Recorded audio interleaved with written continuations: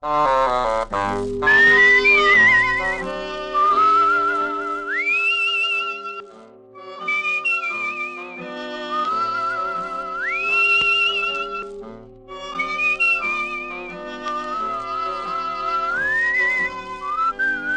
Dick Powell as Richard Diamond, private detective.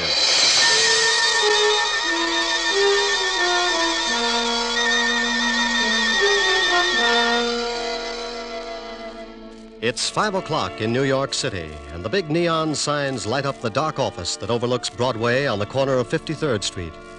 Behind a second-hand mahogany desk, relaxing in a swivel chair, is the leading figure of the Diamond Detective Agency, combination stockholder, office boy, and clue chaser.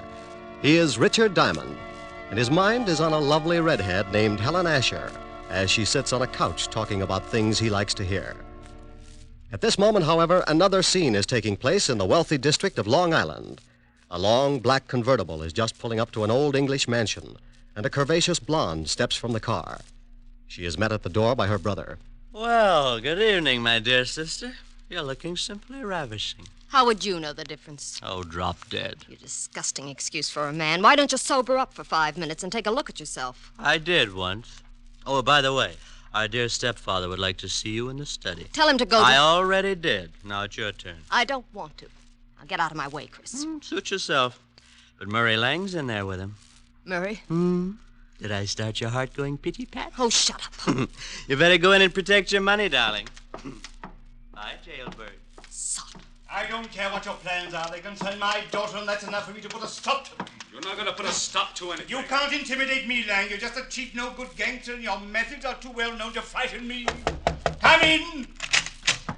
Oh, hello, Liz. Hello, Murray. I'm glad you're here, Elizabeth. Mr. Lang and I were just discussing your future. I'm surprised you put up with it this long, Murray. Come on, let's leave my dear stepfather until he simmers down. Elizabeth, I want to talk to you. Well, I don't want to talk to you. Let's go, Murray. Listen to what he has to say. Maybe you'll get a laugh out of it. Well, what is it? I've just been talking with Lang about your intention to marry him. I have advised him that if such a thing were to take place, it would result in the most serious of consequences. Is that all? No, that is not all. When you got into your trouble with the police, my dear stepdaughter, you were paroled in my custody. If I should report to the board that you had violated the terms of your probation, you would most certainly go to prison. Why, you...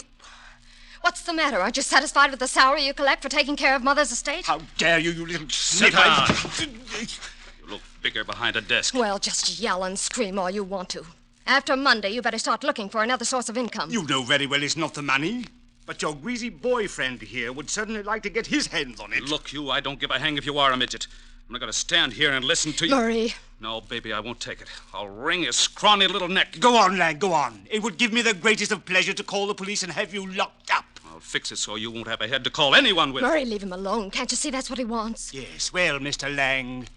Come on, Liz, let's get some fresh air. I want to say one more thing. Just remember, Father, my probation expires Monday. After that, you won't control any part of my income, so you better start getting packed. And if I report you to the probation board in the morning? I wouldn't. If you do that, you'll not only stop being my guardian, but you'll stop breathing. Get out. Get out, both of you. Come on, Murray.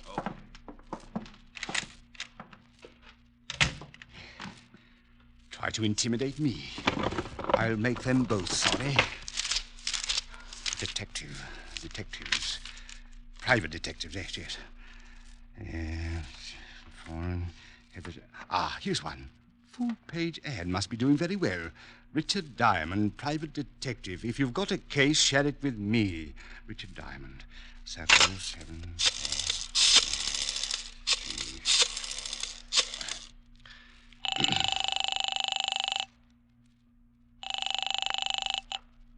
Yeah? Mr. Diamond? That's right. I want to hire you for a few days. Oh, you saw the ad.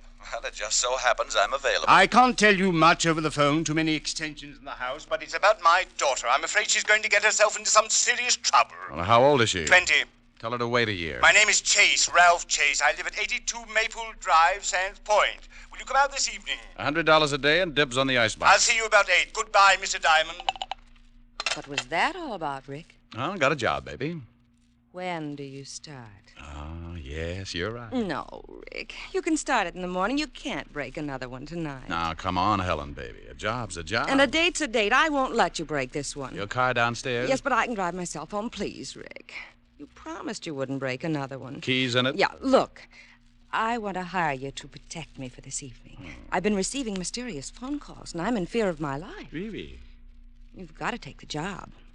Old friends come first. I'll have to get home and shave before I start working. You mean you'll take it? After 12:30. Bye, baby. You beast. Oh, you must be getting tired from driving that big car around all day. Grab a cab, honey. It'll give you some rest. I'll take good care of your car. What? Want $1 for the cab? Huh? No. On second thought, you only live about 25 blocks. Walk will do you good. Rick. Deep breathing all the way up Fifth Avenue. Nothing like it. Bye, baby. Oh! On the way to the car, I thought about Helen. The most wonderful girl in the world. Money, looks. But she had one bad fault. She wanted to get married. I got into the big sedan and headed for my apartment. I'd been up late the night before with the blonde singer, and I was feeling tired. Funny how things change. My nights in college were just as busy, but at 1 o'clock the next afternoon, I was out playing football. I faced facts pretty well, so when I got home, I took a nap.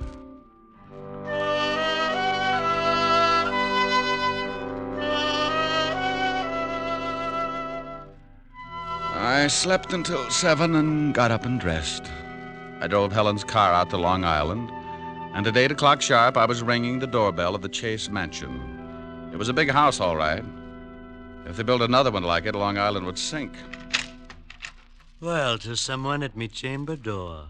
My name's Chris. Boo. Blow your booze some other direction. Your breath would wither a lung. My alcoholic exhalations are composed of the finest ingredients. You must have a weak stomach. Look, if you'll just stagger out of the way, I'd like to see Mr. Chase. Dead or alive? What? Nothing. I was just thinking out loud. Well, go right ahead. And after your talk with my stepfather, you can find me in the bar. You'll probably wind up like I am. That's a sweet thought. Where can I find your stepfather? Probably in the library, lying in my money. I left him leaning against the front door, gagging on the fresh air.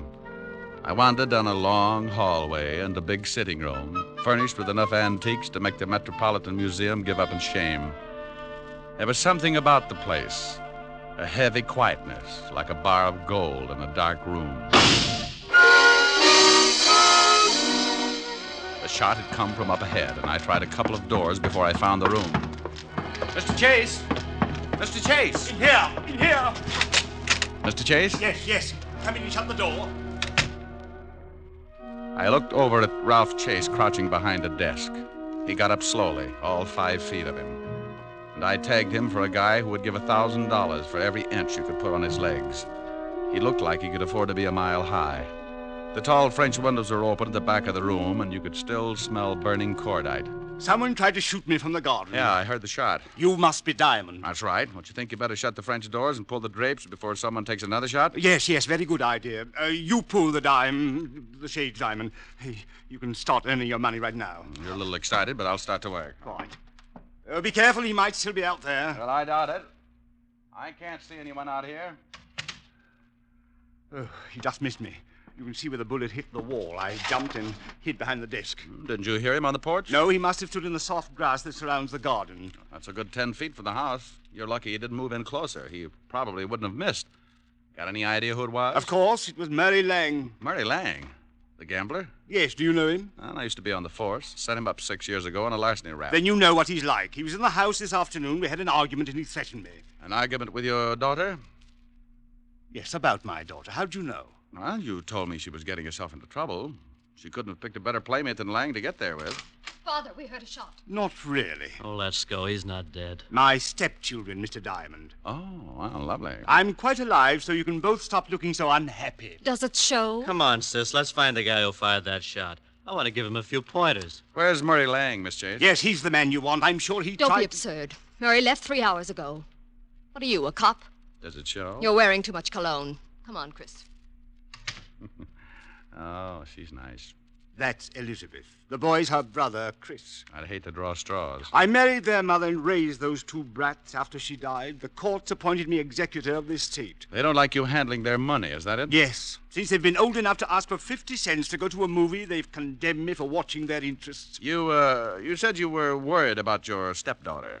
Tell me about it. I'll make it brief. Hate long explanations. Elizabeth got into some trouble with the police. Hit and run. She had been drinking. The man died. Liz was sentenced to a year in Folsom. But I got her off on probation. Oh, what do you want me to do? Drive around with her and spoil her aim? Monday the probation expires. She says she is then going to marry this hoodlum, Murray Lang. And you don't want that because you think he's after her money? Exactly. When she marries, the will reads that I shall, as executor, turn over half of the estate to Elizabeth. What about Christopher? He looked irresponsible when he was born. His mother left instructions that he should not receive his share until he is 35. That's another 8 years.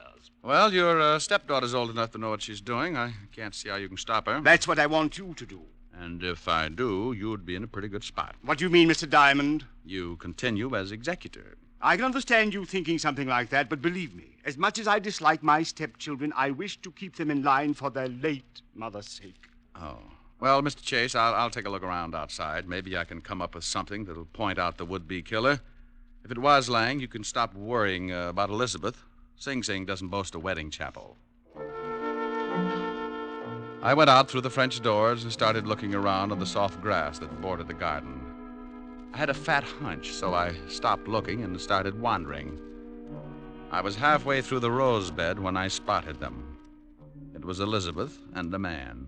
In the darkness, I couldn't make him out, but Murray Lang was my best guess. They went up a narrow path to one of those Chinese pagodas at the far end of the garden, and I slipped up close enough to give my ears a workout. It was Lang, all right. I don't care what you think. I didn't take a shot at the old man. Then who did? He's got a policeman in there now, and he's going to start trouble. Let him. I'm clean.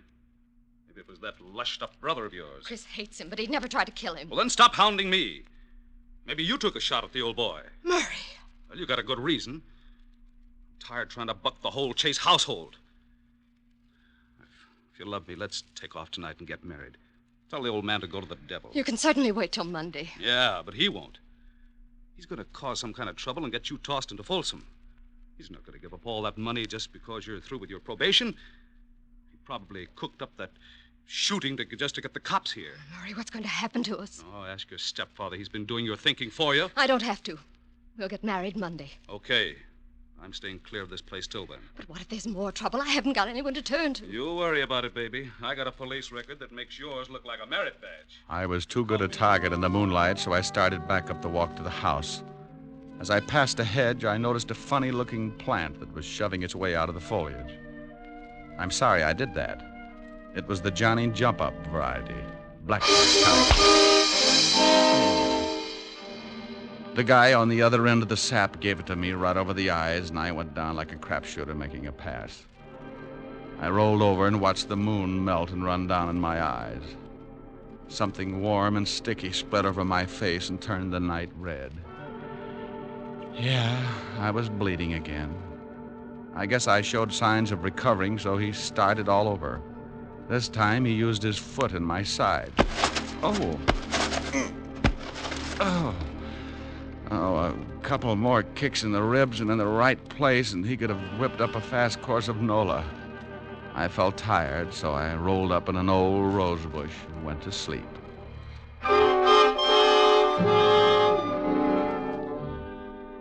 When you finally start coming around, it's like swimming your way out of an acre of mud. If you've taken enough beatings before, you diagnose things in a hurry. The pain in your head is where you got sapped. The ache in your ribs is where he booted you. And the thought in your mind is, oh, it's something about an eye for an eye, if you've got one left. I sat up slowly and looked around. No one in sight, and my watch said 10 o'clock. I'd been out for an hour, and I was feeling lonely until I started to get up. I made it to one knee and looked down at the best reason I could think of for staying home nights. It was Murray Lang, and you couldn't blame him for staring. He wasn't impolite, just dead. Something on the walk beside him gleamed in the moonlight. I took out my handkerchief and scooped it up. It was a little nickel-plated .32. You could still smell the fresh powder in the barrel. I put it in my pocket and stumbled back to the house. Chris opened the door. Well, you shouldn't drink so much. I never get so loaded I look like that. Well, try it sometime. It might be an improvement. Boo. I told you once before not to do that. Now tell me, where were you 10 minutes ago? I was in the bar. Who was with you? Red and green midgets. Now let go of my collar. Okay. Where's the phone? In the hall. Hey, what's going on? Who beat you up? Nobody. I always bleed like this on warm nights. Huh? Big pores.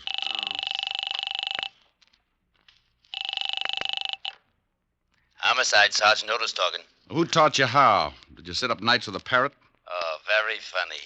Only one guy could think up a lousy joke like that. What do you want, Diamond? A picture of you. I'm going to show some doctors that mercy killing has its points. Now, let me speak to the lieutenant. Comic. Homicide, Lieutenant Levinson. Hello, Walt. This is Diamond. Oh, wait a minute. Let me get the bicarbonate. What's the matter? I get stomach trouble every time you call. Go ahead. All right. I got a killing for you. I know it. Why can't you be a good boy and stop finding corpses? I'm out at Sands Point, 82 Maple Drive. I think I've got the murder weapon in my pocket. Who's dead? An old friend, Murray Lang, and you better step on it. There's a drunk staggering around the place, and he's liable to spot the body and put it in a cold shower to sober it up. Oh, all right. We'll be right out. Hold the fort.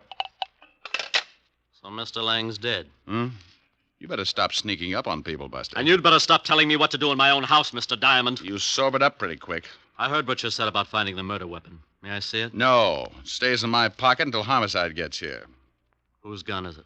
It's a 40-pound broadsword. Now stop trying to look like a Chicago muscle man, or I'll start slapping there you. you are, Diamond. I've been looking for you.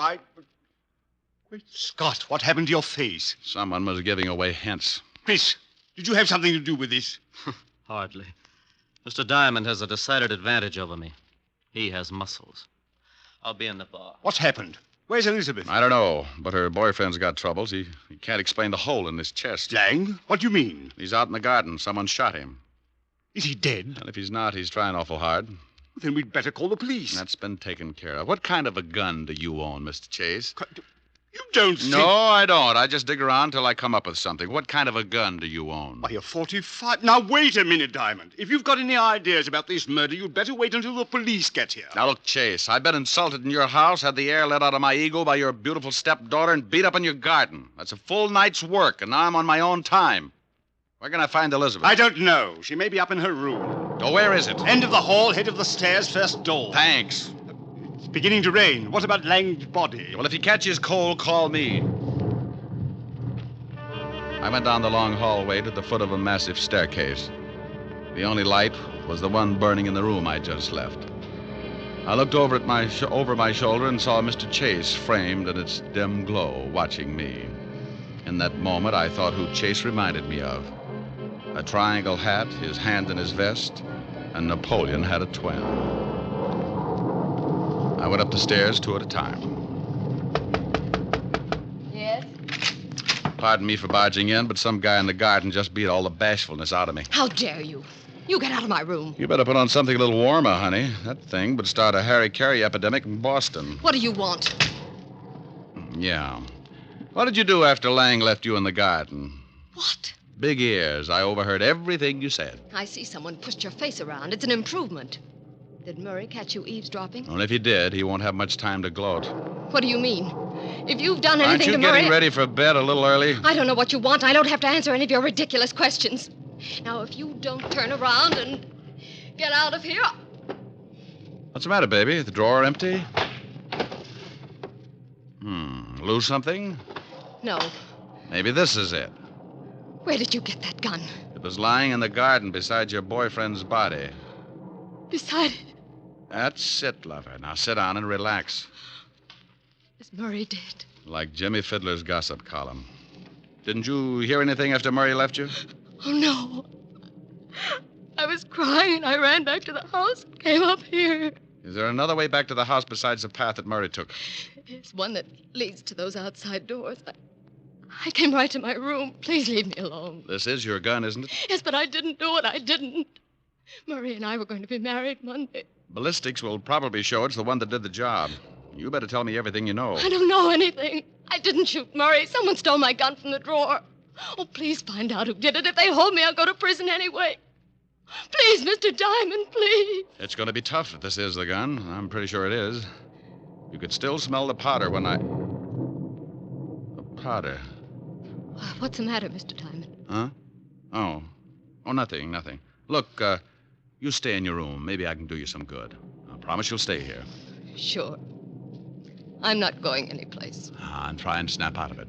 Sometimes you keep losing until there's nothing left to play with. It breaks the jinx. I went downstairs and started looking for Chase. As I passed the doors leading to the garden, I stopped cold. A flash of lightning turned the garden flat white.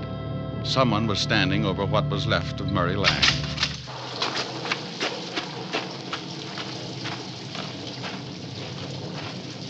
Well, like the view? Oh, Diamond.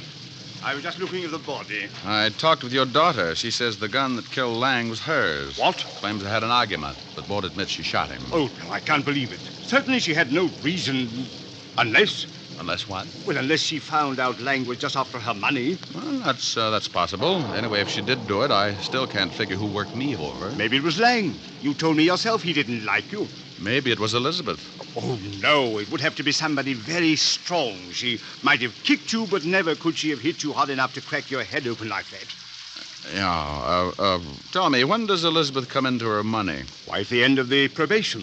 The court set it aside until she was cleared of all charges. Who gets it if she goes to prison?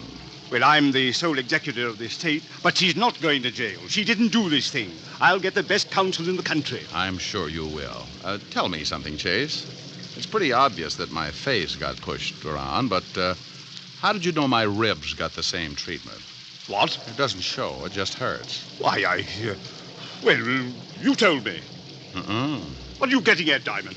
You'd have to reach pretty high to sap me, but if you were mad enough, you could make it. This is absurd. I'm going inside. And when I get grouchy, it's better to listen.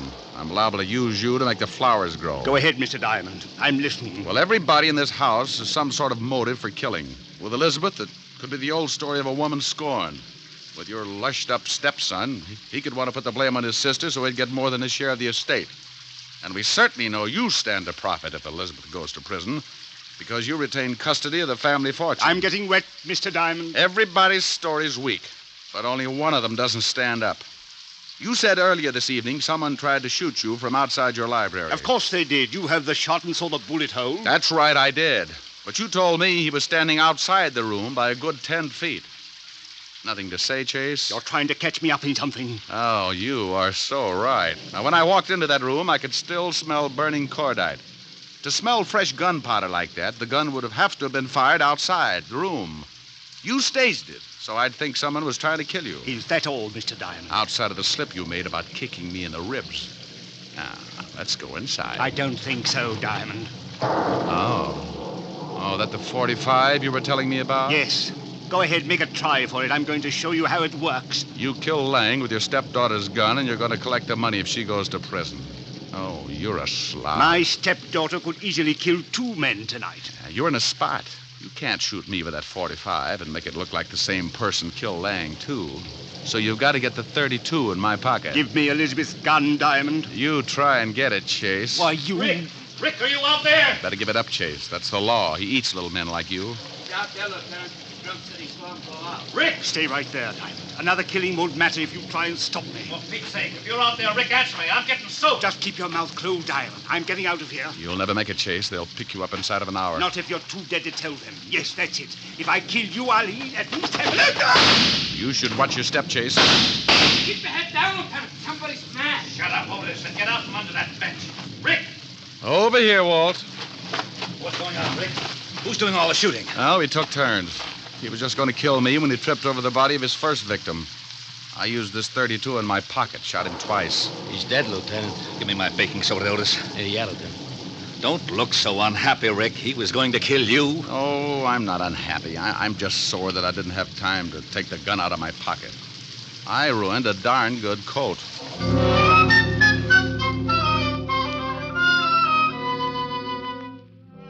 The 3 of us went back in the house, and Otis took Christopher up to bed so he could sleep it off. Walt listened to the story as I told it to Elizabeth. She cried a little and thanked me with her eyes. Walt went downstairs to clean things up, and I sat by her bed until she went to sleep. She didn't even wake up when I kissed her goodbye. Oh, I guess it was better that way. I said goodbye to Walt and Otis and headed for 975 Park Avenue. I was late. My face could use a mile of bandage. I hoped Helen wouldn't mind. Yes? Oh, my goodness. Hello, Francis. Tell Miss Asher I brought a car back. Oh, how bad a wreck was it, sir? Give me a glass with a backbone, will you, Francis? Yes, sir, right away, sir. Miss Asher's in the study. Thank you. Goodness. Thank you. Hi. Well, it's about... Oh, Rick, not again. Mm-hmm. Your poor little face. Yeah, my poor little face. Well, you just stretch out on the couch, and I'll get you a nice tall drink. Francis is already on his way. Oh. Feel better? Yeah, oh, yes. Got a pillow? I'll hold your head up. How's this? Mm-hmm. Like some music to go with it? Sure. Turn on the radio. You comfortable? Mm-hmm. How about you? Uh-huh. That music sounds like San Francisco. Remember the top of the mark? Yeah, fun, too. Mind if I turn off the light? The glow from the fire is enough. You're cute. Better? Much. The snow is snowing, the wind is blowing, but I can weather the storm. A little high. What do I care how much it may storm?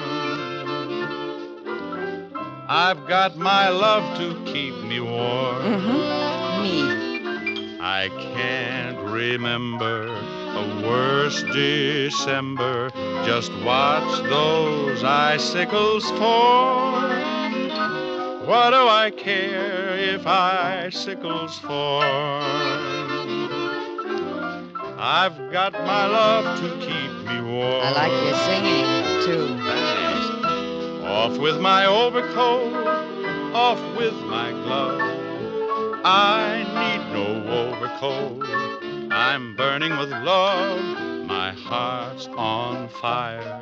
The flame grows higher. So I will weather the storm. Why do I care how much it may storm? I've got my love to keep me warm. That was nice. Hey, why did you turn the radio off? This is nicer. Come here, Rick. Oh, honey. Honey, you're reading my mind. Here's your drink, Mr. Diamond. Oh, my goodness.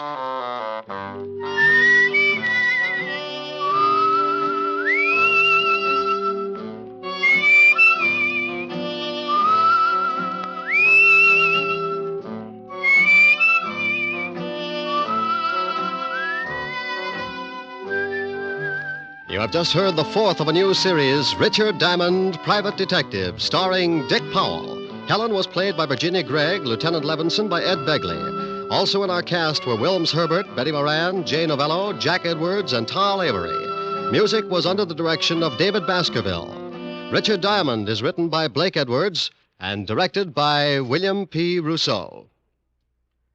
Even here in America, we're liable to have a few misconceptions about freedom. Many of us regard it as an outright gift with no strings attached. Well, that isn't quite so. All of us have received a heritage of liberty, a legacy of freedom forged in other days. Remember that the liberty you enjoy is a precious legacy, a legacy that can be lost through disuse. Don't ignore freedom, work at it, for freedom is everybody's job. Now, this is Eddie King, inviting you to be with us again at the same time next week when we will again bring you Dick Powell as Richard Diamond, Private Detective. This program has come to you from Hollywood.